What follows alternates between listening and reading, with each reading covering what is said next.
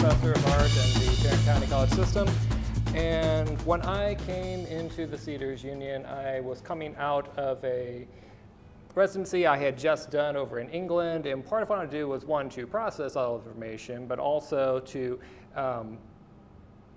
just engage in a couple of investigations concerning different ways that we engage with the landscape through various tactile means and whatnot. So yeah, it's interesting because at the time I had some ideas about exploring like the symbolism of fences and what it means that we build all these, that we demarcate the land in all different ways to kind of keep us out of the land or to protect these little small havens of landscape and stuff like that.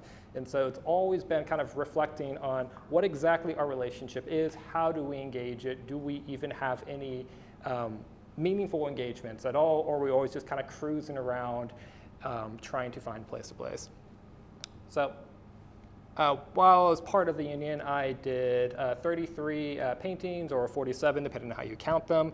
And of course, one of the more interesting things that I did when I was working towards this little project, something I called the window views, which is this sequence of these tiny conceptual paintings all kind of stacked together. And it was kind of trying to respond to, once again, that idea of how we just pass through landscapes rather than spending a lot of meaningful time in them trying to soak them in. And so the idea was, it's like we're just seeing glimpses of these out of our window rather than spending time investigating them or maybe even swiping through them on our social feed or trying to find just that right spot to take a picture to post on social media. And so there ended up being this is window views or window views 1 through 5, depending on how you want to break them down.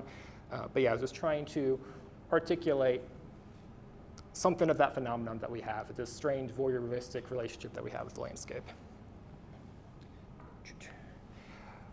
But yeah, so of course I'm a painter, I do a lot of landscapes, but I'm also very interested in materials, in tactile materials, and the ductility of the paint itself and how that translates into a physical experience, not just with the landscape, but with the paintings and what that means to you. So another early idea I had when I started this, exploring different ways of these boundaries, was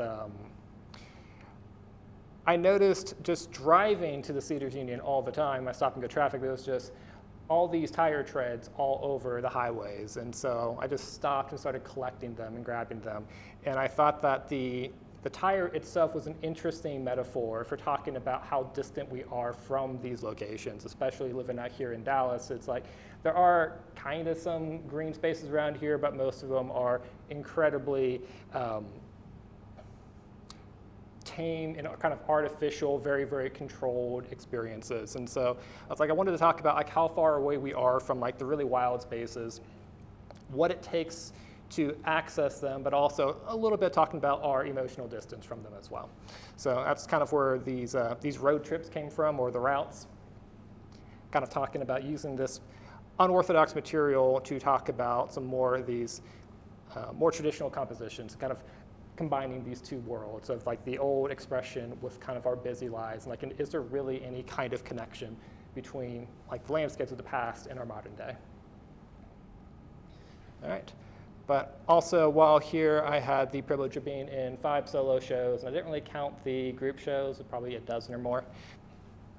But it was interesting because they're all kind of different. And one of them that was unexpected was this exhibition I had at the Museum of Asian Texans, where it was interesting because it wasn't anything I was doing recently. In fact, the curators really got fascinated with some of my older studies, and so we combined my really, really early explorations of Texas from 2016 with my Litter and Landscape series, which is when I really, really started honing in on just what that relationship was and how our treatment of land is usually pretty detrimental to the land and stuff. So it was kind of combining these like more like travel journal style stuff with my recycled paper things into this really interesting interconnection between these two series that really kind of sparked some just an unexpected dialogue between those two bodies of work.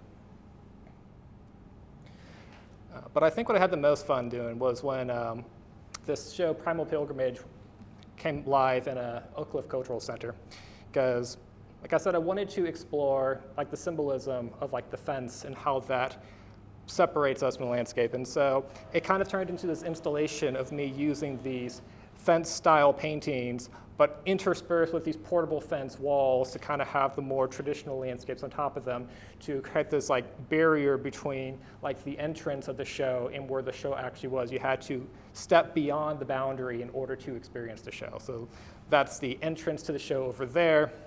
And then all the work was contained within between the walls and this line of fences I had built. It's more of an L. So kind of the symbolism of stepping beyond our boundaries in order to go out and experience something of this. Yeah, like I said, so when you walked into the gallery, this is what you saw. You're confronted by this wall of picket fences, which is, to me is a very, very classic example of like the suburban idea of the landscape, these clean like lines. So this is our sacred space, our special little safe space away. Everything else is, that's too risky. It's like you have to go beyond that in order to find like what this means to be in the wild, to be in the landscape, to really feel the essence of the place. And so I had another variation of this that I did this past April in Stephenville at the Tarleton State University. So a slightly different presentation, but the same kind of general idea of using the fences once again in combination with some of these other wall hanging works to kind of build this environment. Although this one was interesting because I wasn't exactly in the same kind of urban environment as I was being out in Stephenville as I usually am in Dallas. And so I had a different little idea of talking about just like where exactly these places are in relation to us presently. So I called that show Wayfarer. And for every image, I also included a little diagram of where exactly it was. And so those like a little pin drop either on Texas or in Oklahoma or in New Mexico or even a couple from England of just where exactly these are and how far out they are from our present place. Which, end up looking like these things. But yeah. So, and it's kind of interesting, and this idea of talking about just like what our relationship is and that voyeuristic thing eventually led to these little small studies of what I call my disconnected series, in which I created paintings the size of my cell phone, shaped like my cell phone. The backs are actually painted to have those little camera icons in the back also. But just talking about, once again, like how when we go out to engage with these places, we're going out there to find that best point of interest, that best view that'll look good on Instagram. And so I wanted to really, really draw attention to that. And this was also the first time that I had done full 3D casting. I've done plenty of release stuff, but I don't normally go into the full 3D aspect of these things like that. So I really wanted to bring that attention and make it really prescient in my work.